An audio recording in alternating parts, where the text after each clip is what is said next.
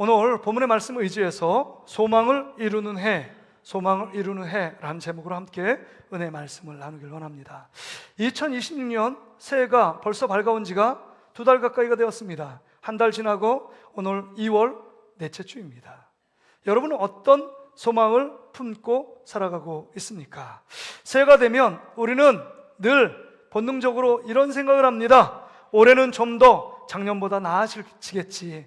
내 살림살이나 관계나 수입이나 모든 것이 좀 더 나아질 거야. 이런 기대와 소망을 품고 살아갑니다. 또한 올해는 어떤 일이든지 우리가 계획하고 뜻하는 모든 일들이 좀 더 잘 되겠지. 이런 소망을 품고 살아갑니다. 여러분, 소망이 있는 사람과 소망을 갖고 있지 않은 사람하고는 삶의 어떤 태도와 자세가 틀립니다. 소망이 있는 사람은 눈을 떴을 때도 뭔가 할 일이 있기 때문에 진취적으로 적극적으로 또 열심히 무엇인가를 계획하고 준비해 갑니다. 그러나 소망이 없는 사람들은 하루하루 눈 떠지는 게 고통이고 그냥 시간이 주어지니까 시간 때우고 시간을 허비하는 많은 사람들이 있습니다. 여러분은 어떠십니까? 여러분 눈 뜨는 것이 희망이고 소망에 벅찬 한 날을 보내고 있습니까? 대철학자인 임마누엘 칸트가 이런 이야기를 했습니다. 행복한 사람은 3가지 필수 요소가 있다. 첫째는 할 일이 있고, 할 일이 없는 사람은 행복하지 않대요. 할 일이 있고, 두 번째는 정말 내가 사랑해야 될 사람이 있고 대상이 있습니다. 사랑해야 될 대상. 세 번째는요 뭐냐면 바라볼 소망이 있어야 행복한 사람이라고 말하고 있습니다. 바라볼 소망. 여러분 2026년 여러분이 이루고자 바라고자 하는 소망이 있을 겁니다. 올 한 해 정말 소망을 이루는 축복의 해가 되기를 주의 이름으로 축복합니다. 그런 의미에서 오늘 본문은 사도 바울이 이 로마 성도를 향하여 축복의 기도를 하고 있습니다. 여러분 이 한 절의 말씀이 그냥 단순히 성경 한 절의 말씀이 아니라 2026년 우리가 믿음의 사투를 벌이며 힘겹게 달려갈 이 말씀 속에 정말 한 절의 말씀 속에 우리가 필요한 너무 귀한 보석 같은 말씀이 이 안에 담겨져 있습니다. 저는 그래서 이 말씀이 2026년을 살아가는 어떤 영적인 설계도가 아닌가 이렇게 명명하고 싶습니다. 우리 로마서 15장 13절 우리 읽었지만 다시 한번 함께 읽겠습니다. 같이 한번 읽어볼까요? 시작. 소망의 하나님이 모든 기쁨과 평강을 믿음 안에서 너희에게 충만하게 하사 성령의 능력으로 소망이 넘치게 하시기를 원하노라. 아멘. 아멘. 할렐루야. 아멘. 이 말씀을 하루에 한 10번 정도 읽고 한 토요일까지 읽으면 60번 정도 여러분 읽으면 외워질 것 같아요. 이 말씀을 좀 외우시기 바랍니다. 저도 설교 준비하다가 이 말씀을 외웠거든요. 평강의 하나님이 모든 기쁨과 평강을 믿음 안에서 너희에게 풍성하게 하사 정말 성령의 능력으로 소망이 넘치게 하시기를 원하노라. 할렐루야. 여러분 소망에 대한 이야기를 하고 있습니다. 소망의 단어가 2단어가 나오고 있습니다. 여러분 우리는 소망을 갖고 2026년 새해를 시작했습니다. 그런데 우리의 문제는 이 소망이 지구력이 없다는 것입니다. 뭔가 우리 안에 환난과 그 다음에 어려움을 만나면 여러 가지 인생의 세파의 파도를 만나면 우리는 쉽게 우리 소망을 잃어버리고 소망을 붙들지 않고 소망을 포기하는 우리의 삶이 되는 것을 보게 됩니다. 여러분 2달 지나지도 않았는데 여러분의 소망이 흐릿해졌습니까? 아니면 더욱더 분명하고 견고해졌습니까? 여러분 왜 소망이 이렇게 소망으로 시작했지만 소망을 놓고 소망을 포기하고 소망을 잃어버린 우리의 삶으로 나아가고 있느냐 하는 것입니다. 이것은 세상의 환경을 소망의 근원으로 삼고 있기 때문입니다. 또한 소망의 근원을 나의 능력과 나의 지혜, 나의 힘, 내가 갖고 있는 노하우, 이것이 나의 소망의 근거라고 생각하고 있기 때문입니다. 그래서 어려운 환경이 우리 안에 닥치면 그 환경 때문에 우리 삶이 일희일비하며 여러분 우리의 소망이 자주 흔들리게 됩니다. 어떤 사람은 내 안에 내가 갖고 있는 지혜, 내가 갖고 있는 지식, 내가 갖고 있는 능력을 의지하며 내가 조금 더 열심히 하면, 조금 더 노력하면, 조금 더 힘을 모으면 내가 품고 있는 소망을 이룰 수 있을 거야 라고 생각하지만, 여지없이 우리의 능력이 무너지는 순간이 있고, 우리의 계획들 따라 진행되지 않고 우리의 몸에 병은 들거나 우리 안에 계획이 내가 원하는 대로 이루어지지 않을 때 속수무책으로 우리의 소망이 허물어지는 경험을 하게 된다는 것입니다. 그렇다면 여러분, 우리가 자주 흔들리는 우리 소망이 흔들리지 않게 하는 근거가 뭐냐? 여러분, 우리의 소망의 뿌리가 하나님께 두고 있느냐, 하나님께 두지 않고 있느냐에 따라 우리의 소망이 견고하냐, 우리의 소망이 흔들리냐가 여러분 판가름 된다는 것입니다. 여러분, 2020년 새해 가운데 여러분 우리의 소망을 하나님께 깊은 뿌리를 내리는 여러분 되시기를 주의 이름으로 축복합니다. 그래서 오늘 본문의 말씀을 통해서 이제 우리의 소망을 정말 소망이 넘치는 한 해로 만들기 위해서는요, 첫째요, 소망의 근원을 바꾸어야 한다는 것입니다. 조금 전에도 말씀드렸지만 소망의 근원을 세상의 환경과 나 자신에 바라보면 여지없이 그 가운데 시간이 지나다가 그것이 막히면 우리 소망이 흔들리게 될 수밖에 없다는 것입니다. 여러분 생각합니다. 우리는 생각하길 이 소망은 내가 무엇인가 이루고 싶고, 내가 뭔가 더 갖고 싶고, 내가 이루고 싶은 어떤 열망, 이것이 소망이라고 생각합니다. 내가 품고 있는 생각들, 기대들, 이것이 소망이라고 생각합니다. 그러나 성경은 얘기합니다. 사도 바울이 뭐라고 하느냐? 여러분, 우리에게 긍정적인 사고를 갖고 긍정적인 마음을 품기 위하여 소망을 가져라, 큰 소망을 가져라, 밝은 소망을 가져라, 적극적인 소망을 가져라, 구체적인 소망을 가져라, 이런 말이 기록되어 있지 않습니다.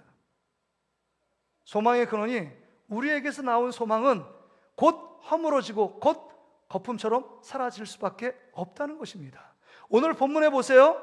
여러분, 소망을 주는 주체가 누구냐 는 것입니다. 소망의 하나님이 쭉 얘기 나오잖아요. 모든 기쁨과 평강을 믿음 안에서 누구에게요?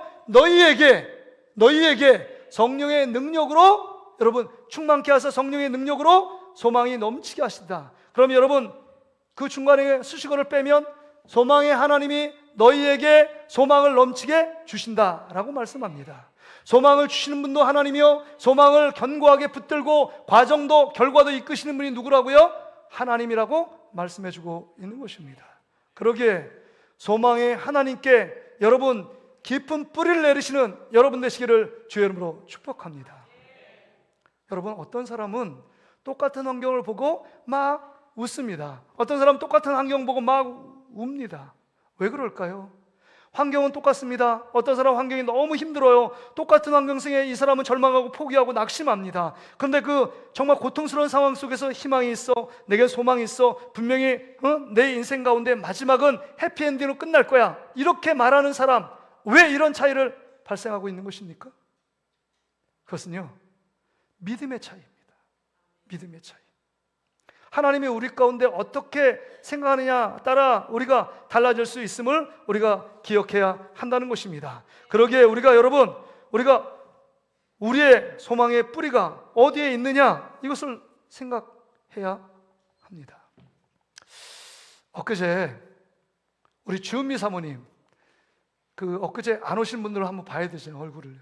저 휠체어 타고 있잖아요. 휠체어.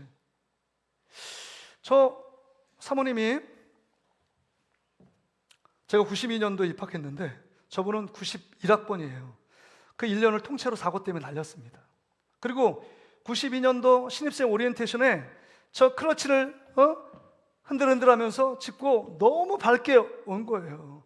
모든 전교생들이 작년에 기차 사고 때문에 생명을 잃을 수 있었다, 이 모든 것이 소문이 파다하게 돌고 있습니다. 그런데 너무 밝게 싱글벙글 웃으면서 그 모든 과정을 참여하는 것입니다. 왜 그랬을까? 표면적으로 병상에 늘 1년 동안 누워 있었기 때문에 정말 이제 활동할 수 있으니까 너무 기뻐서 그럴 수 있었지만 그게 아닙니다. 신문 기사에 났잖아요. 20살 여학생이 정말 기차 사고로 사망하다, 이렇게 신문 한쪽에 딱 나왔다는 거 아닙니까? 소망이 없어요. 회복 불능이에요. 2다리를 잃었어요. 그 다음에 손도 수술해야 돼요. 머리도 깨져서 뇌도 수술을 했습니다. 이게 온전하게 삶을 영위해 나갈지 정상으로 살아갈지 누구도 장담할 수 없는 상황에 이르렀습니다.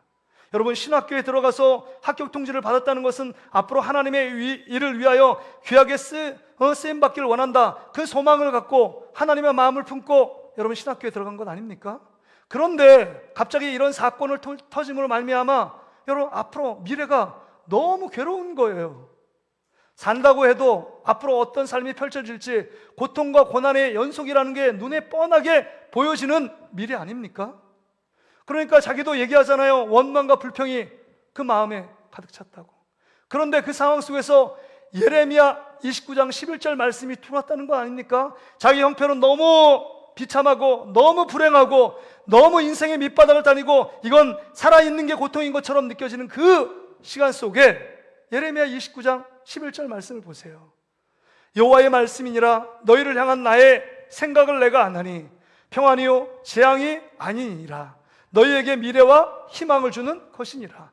미래와 희망을 주시는 하나님께 소망을 두었기 때문에 자기의 상황, 자기의 환경 그거 바라보지 않고 원망하고 불평하지 않았다.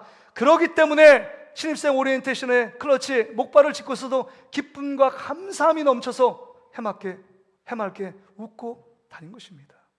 여러분, 여러분들의 희망의 근거가 어디에 있습니까?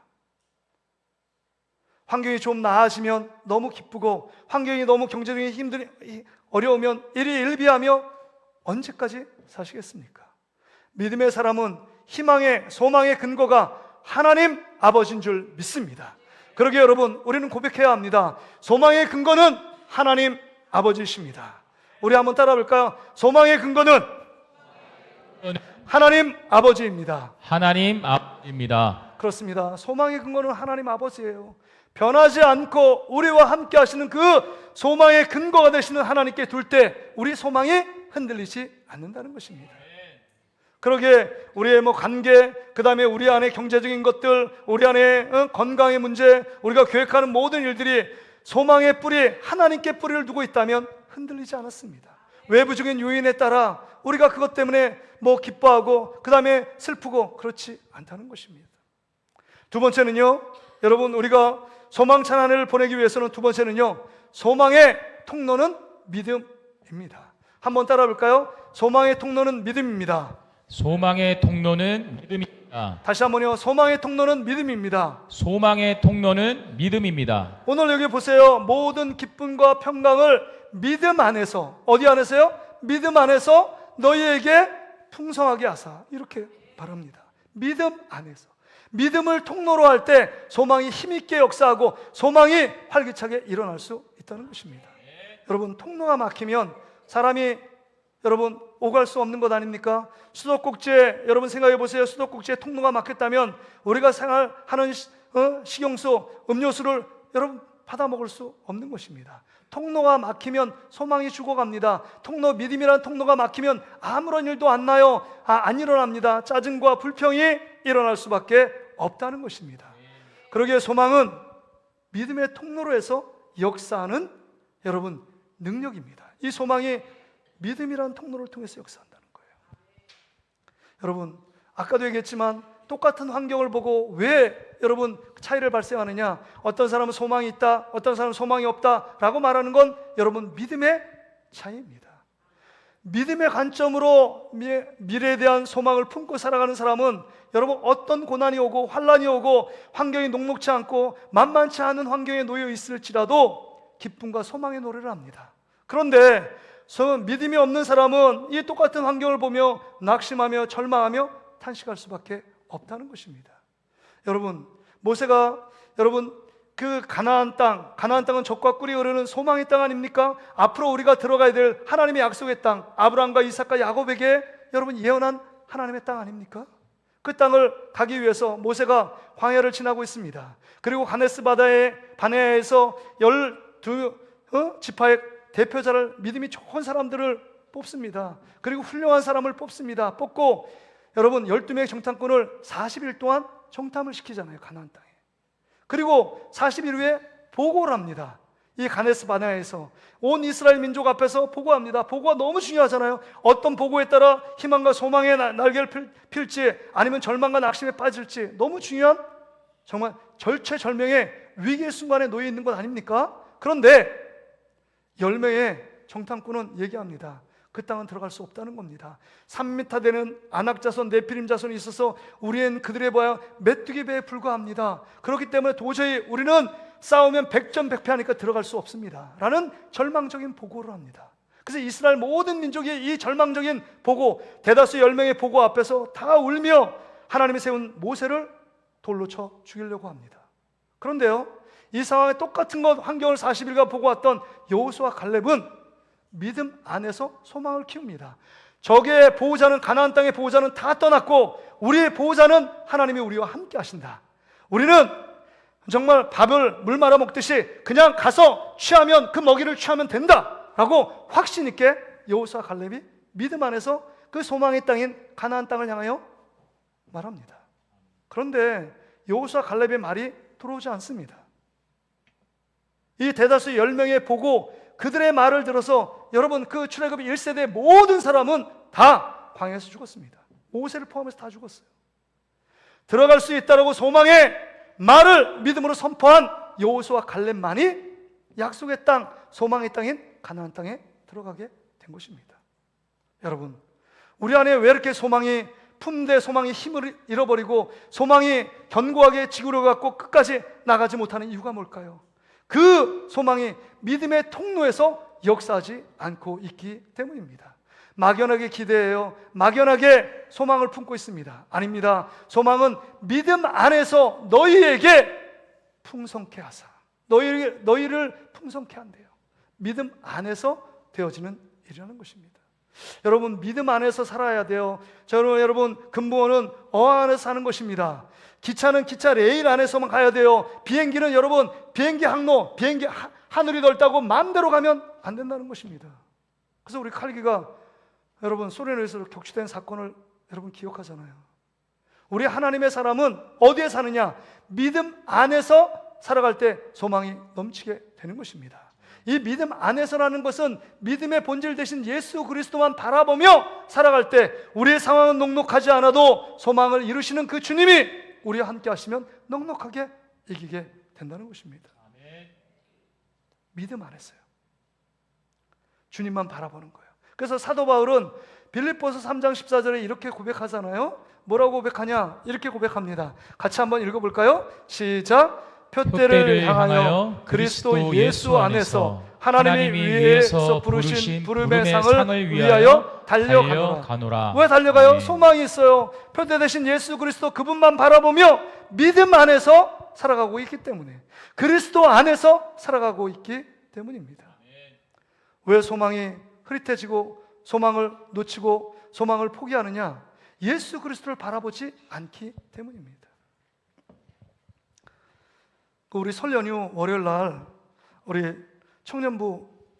청년부에서 우리 청년 부장님 중심으로 해서 10명이 관악산 연주봉을 올라왔습니다. 정상을. 저는 뭐 이렇게 산을 그렇게 즐겨 올라가는 스타일이 아니에요. 왜 굳이 내려올 산을 올라갈까? 등산하는 사람을 잘 이해 못하는데요. 그 등산의 맛을 아는 사람은 굳이 내려올 산을 계속 올라가잖아요. 그 맛을 알기 때문에. 근데 이제 가는데 우리 아내가 청년부 맡으니까 여보 당신도 가야 되지 않겠어? 별로 가고 싶지 않았습니다. 설 명절 연휴는 좀 쉬어야 되잖아요. 근데 월요일날 여기서 오전 8시에 만난대요. 그래서 모였습니다. 뭐 영광이도 오고 다 왔어요. 근데 하는 말이, 혜림이가 목사님 저 오후 1시까지 집에 오후 1시까지 도착해서 시골 가야 되는데요? 이런 얘기를 하는 거예요. 그러니까 여러분 1시니까 정상까지 가려면 좀 힘들지 않고 완만한 곡을 산을 향하여 올라가야 되는 거 아니에요? 그렇죠? 그럼 별로 힘들지 않았을 거예요.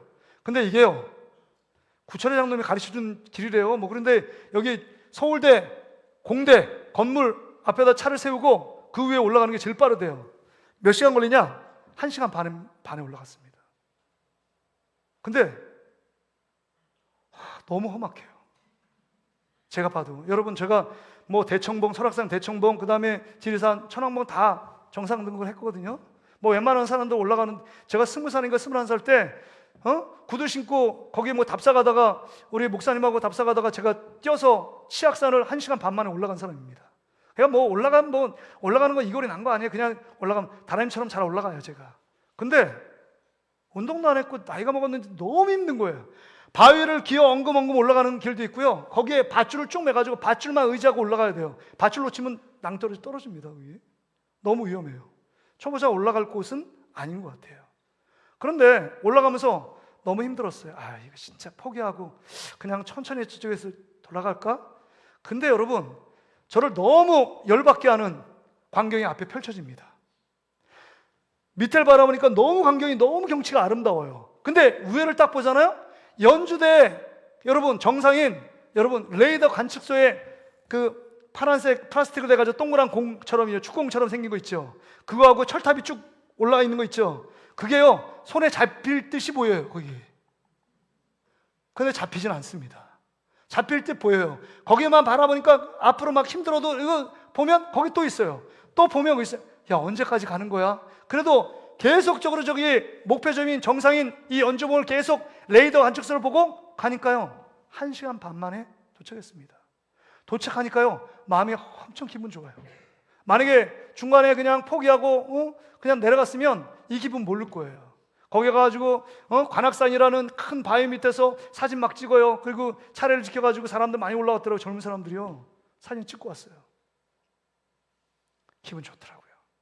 여러분, 그 믿음 안에서 예수 그리스도만 바라보고 믿음 안에서 달려나갈 때 소망이 주는 결과물이 뭐냐? 여기 보니까 기쁨과 평강을 너에게 주시겠다라고 말씀하고 있습니다.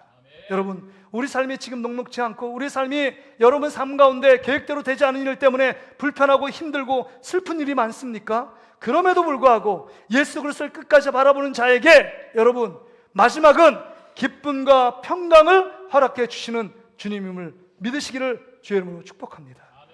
현재의 고난은 장차 나타날 영광과 좋게 비교할 수 없다고 그랬습니다. 하나님 나라의 그 주님과 함께 기쁨과 평강의 나라에 들어갈 날을 생각해 보세요.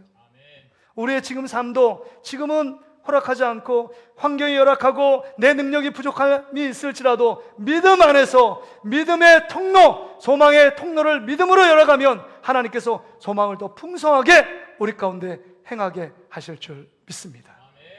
믿음 안에서 예수 그리스도를 바라보는 여러분 되시기를 주의 이름으로 축복합니다. 마지막으로요, 우리가 소망이 넘치는 해를 만들기 위해서는 여러분, 소망의 동력은 성령의 능력입니다. 한번 따라 볼까요? 소망의 동력은 성령의 능력입니다. 성령의 능력입니다. 오늘 여기 본문의 말씀을 보세요. 성령의 능력으로 소망이 넘치게 하시기를 원하노라, 이렇게 말합니다. 여러분, 자동차가 기름 없으면 운행할 수 있어요? 없습니다.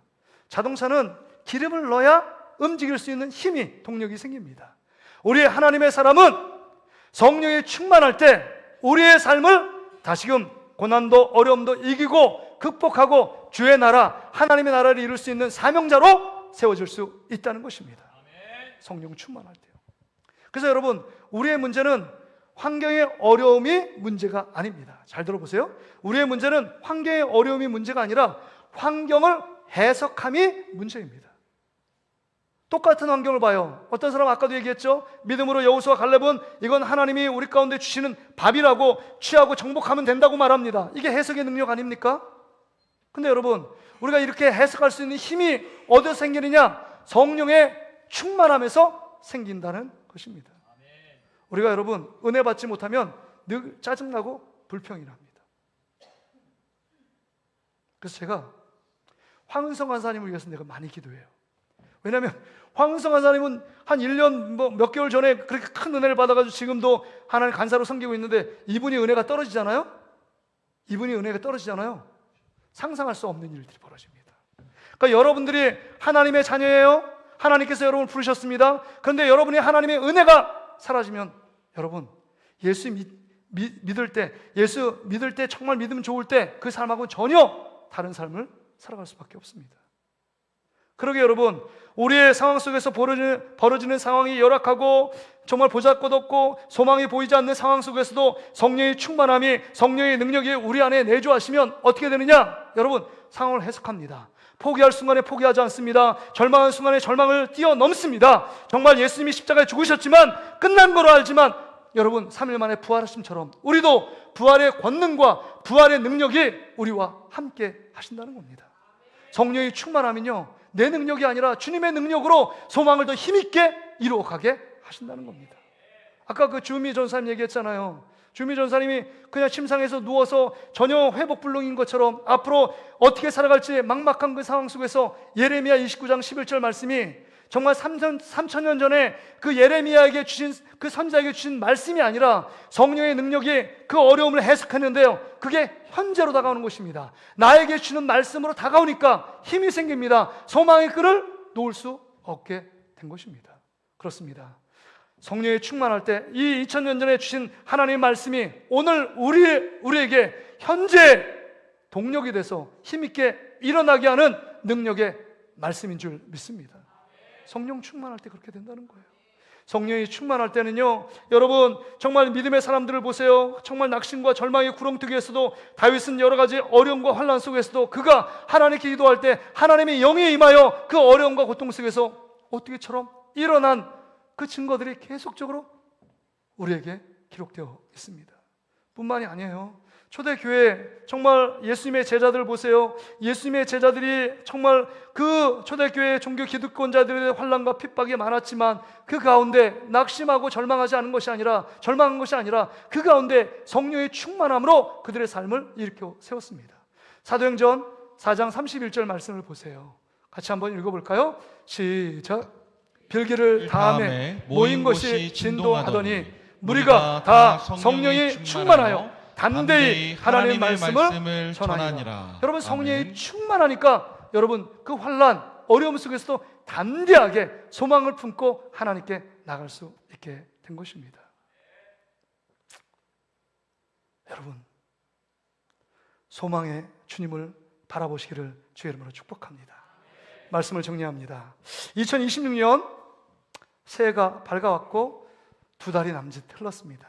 여러분, 계획했던 어떤 소망, 기대, 그것이 무너진 분들이 있습니까? 다시금 여러분 붙들고, 다시금 우리가 어떤 소망이냐, 세상 가운데 내 안에서 발견한 소망이 아니라 하나님이 주신 소망, 하나님이 이끄시는 소망, 하나님이 이루실 소망을 품는 여러분 되시기를 주의 이름으로 축복합니다.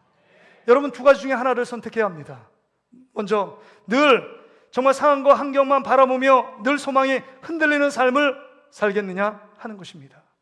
또 다른 하나는 정말 소망의 뿌리를 우리 믿음 안에서 하나님께 두고 견고하게 주님만을 붙들며 소망을 힘있게 붙들고 나가겠느냐 하는 것입니다. 2가지 중에 하나밖에 없습니다. 여러분은 어떤 것을 선택하기를 원하십니까?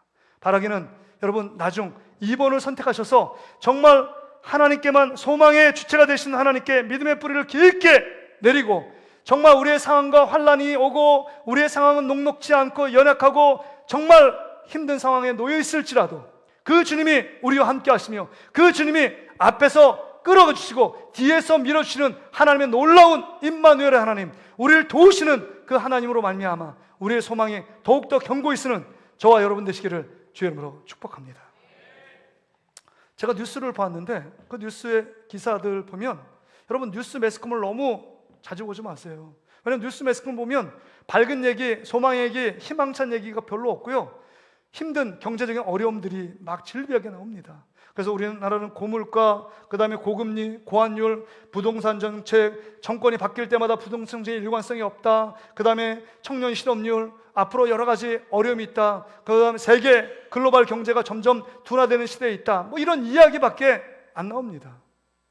근데 한국 경제가 심각하다는 얘기를 하고 싶은 거잖아요. 근데 이 칼럼니스트가, 한 경제학자가 이런 이야기를 했습니다. 한번 화면에 띄워줘 보세요. 한국 경제를 평가하면서 이런 얘기를 했어요.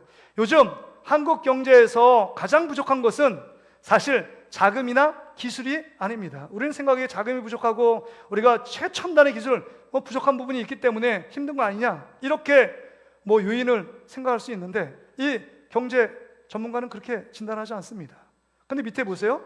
가장 부족한, 이 우리의 나라 한국 경제에 가장 부족한 것은 기대와 신뢰, 즉 소망이 없는 것입니다. 소망이 부족한 것이래요. 가장 우리에게 부족한 것은 소망이 부족한 거래요. 이 경제학자가 소망 얘기를 하니까 참 제가 눈을 확 주목되더라고요. 아니, 이분이 믿는 사람인가? 안 믿는 사람인가? 근데 믿지 않는 사람 같아요. 이 소망은 어떤 소망이냐? 이런 소망을 얘기해요. 지금 한국 경제가 힘들고 어렵다고 그 기대와 신뢰를 저버려서 투자도 위축되고 기업들이 돈을 투자하지 않는데요. 그 다음에 소비자는 주머니를 열지 않는데요. 그러면 악순환이 발생하는데 한국 경제가 점점 더 힘들 거라는 거예요.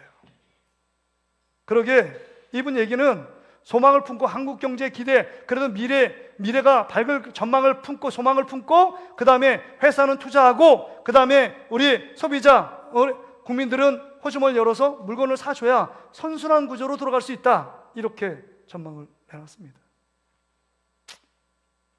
이 전문가의 마지막 희망의 끈은 한국 경제, 이 사회를 바라보는 것입니다.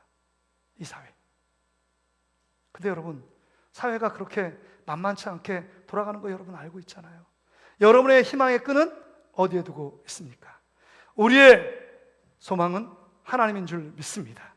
하나님은요, 우리의 경제적인 상황이 악화될지라도 뭐 정권이 바뀔 때마다 무슨 부동산 정책이 바뀌고 뭐 여러 가지 바뀌는 문제가 있을지라도 하나님은 변하지 않는 하나님이신 줄 믿습니다. 그러기에 여러분, 여러분에게 정말 소망을 주시고 미래를 주시는 그 하나님께 여러분 믿음의 깊은 뿌리를 내리고 여러분 다시금 일어나는 여러분 되시기를 주의 이름으로 축복합니다. 목사로서 2026년 동신교회를 대표하는 자로서 저에게도 소망이 있습니다. 소망은 거창하게 우리 성도들이 부흥해서 뭐 5천 막 몇백 명 더 늘어나는 거, 그것도 제 안에 소망이 있습니다. 그런데 제가 더 큰 소망은 여기 앉아있는 여러분 우리 성도들이 자기 자신의 연약함을 발견하고 자기가 죄인됨을 발견하고 늘 예수 그리스도 앞에서 나의 연약함, 나의 죄인, 나의 죄성, 나의 부족함을 주님 앞에 솔직하게 고백하고 잘난 척하지 말고 거룩한 척하지 말고 진실하게 자기 내면을 주님 앞에 드러내고 주님, 아무짝에도 쓸모없는 저를 구원해 주신 그 하나님 앞에 내가 그 주님 붙들고 내가 하루하루를 살아가겠습니다. 소망은 주님밖에 없습니다.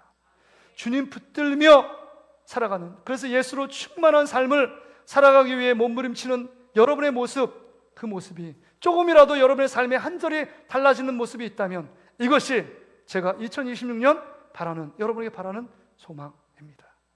다시금 우리 희망의 근원 되시는 하나님을 견고하게 붙드는 여러분 되시기를 주의 이름으로 축복합니다.